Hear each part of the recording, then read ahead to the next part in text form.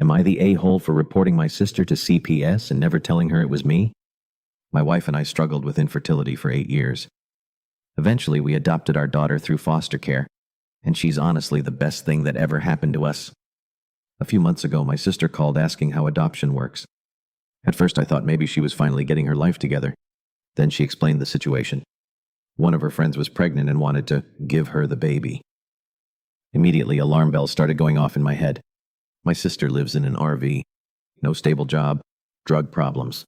The whole thing sounded bad from the start. So I explained the legal adoption process, and honestly made it sound even more complicated than it really is, because I hoped she'd drop the idea.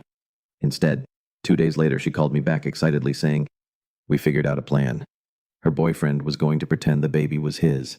The biological mother would sign over parental rights, and they'd just raise the baby together." I remember sitting there thinking, that's not adoption, that's trafficking with extra steps. So I called CPS anonymously. I honestly thought maybe they'd just investigate quietly and stop things before the baby was born. Then months passed. My sister kept sending ultrasound photos, talking about names, baby clothes, how she was turning part of the RV into a nursery. Every message made me feel worse.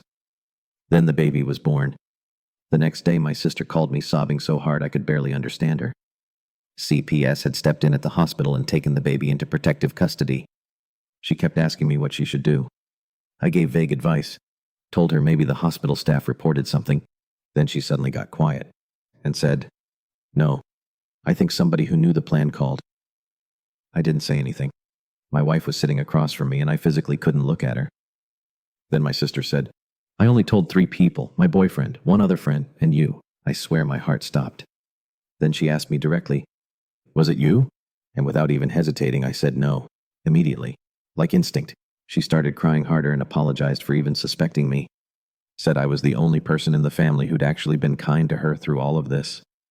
After we hung up, I sat in my driveway for almost half an hour feeling like the worst human being alive.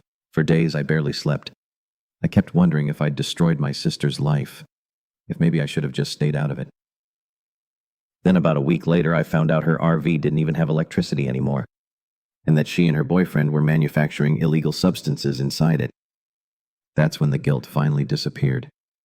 Because whatever my sister thinks of me now, at least that baby got a chance to escape that life before it started.